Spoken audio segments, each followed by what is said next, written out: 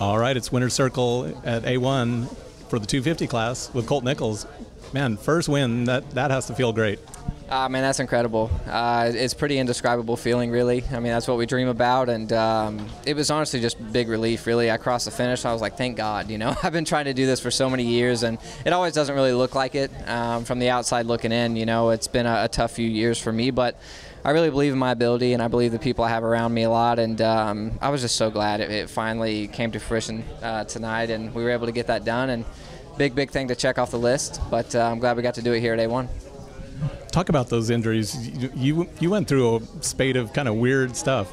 Yeah, it was tough, man. The first one was heartbreaking because it was just a little thing kind of halfway out of my control a little bit, you know, a little bike issue, and it was just something really small, and it ended up causing me to break my femur, and I was out for a long time with that one. And then last year did the humerus, and that one was tough, man. I kind of thought that would just be a 6-week injury, kind of in and out, but that was really hard on me. You know, we showed up to the first few rounds, probably shouldn't have been there, but we were kind of just trying to wing it. And then I don't want to say that caused the second break on the arm, but I'm sure it probably didn't help. Then I broke it the second time, and that was just a really emotional period for me. That was pretty tough. But, you know, just like anybody else, we come back and keep it moving, and this is kind of why we do this, you know, for hopefully the feeling of winning again, and or actually for the first time. So it was indescribable, and that made all of it worth it for sure. When it's back-to-back injuries, how do you stay positive?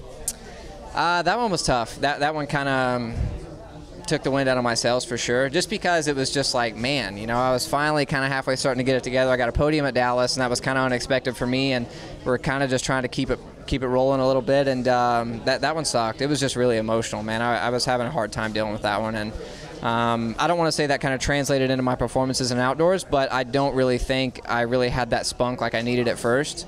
But I really just tried to stay positive, man. It's something that's out of my control. Injuries just happen in our sport. It's tough, and but it's an overlooked thing because they're really hard to come back from, and it's more emotional than anything. You know, everyone can say you do the therapy, you do all the stuff, but emotionally it's tough, man. But everyone has their little sack of rocks to carry, just like anything else, but this by far made it all worth it.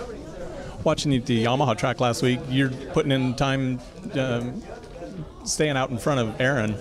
Yeah. I mean, we've been riding together a lot, man. Even Barsha, he's been riding with us quite a bit, and you know, we've been riding with Dylan Ferrandis, Mitchell Oldenburg, Justin Cooper. All of us been riding together, and we just had a really productive offseason, all of us. I mean, Aaron, I think hasn't had as much time on the bike as he would like.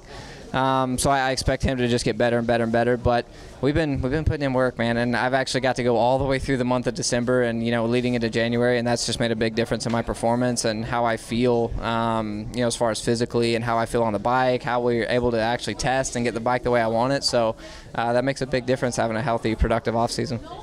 Red plates next weekend. Red plates next weekend, man. I'm beyond excited about that. I think it'll look really pretty on the Star Racing Yamaha. So hopefully we can keep those after next weekend too. But we're just going to go out there and do our best and see what happens.